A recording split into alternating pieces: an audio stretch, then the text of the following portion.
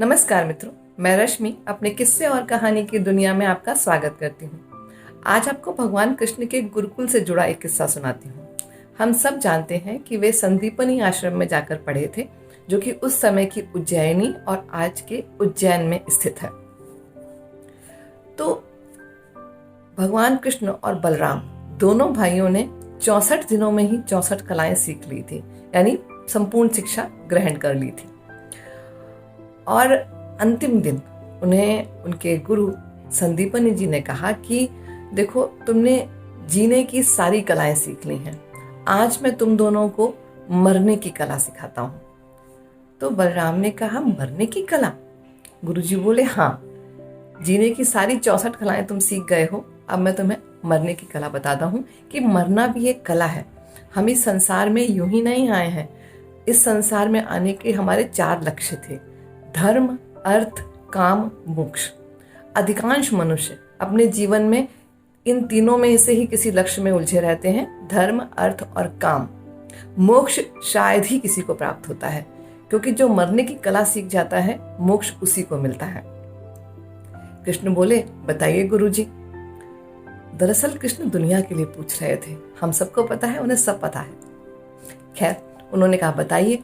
तो गुरुजी ने कहा कि अंत समय में जिस चीज पर, जिस व्यक्ति पर या संसार में किसी भी रिश्ता, वस्तु, मोह, किसी से भी हमारा धन आदि पर अगर हमारा ध्यान रहता है, तो हमारी अगले जन्म की गति वही होती है।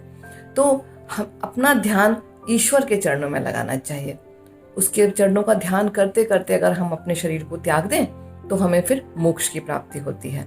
तो बलराम ने आश्चर्य से कहा कि गुरुजी, लेकिन पूरे जीवन मनुष्य इस संसार की वस्तुओं में ध्यान लगाता है, रिश्ते नातों में ध्यान लगाता है, धन दौलत में ध्यान लगाता है, आखिरी में वो अपना ध्यान कहाँ लगा पाता है ईश्वर में? तो गुरु ने कहा, यही तो कला है कि जब सारे जीवन जिन वस्तुओं में ध्यान लगाता है, अंत में वही याद आती हैं, तो क्यों नहीं वो सारे जीवन कुछ समय ईश्वर में भी लगाता है।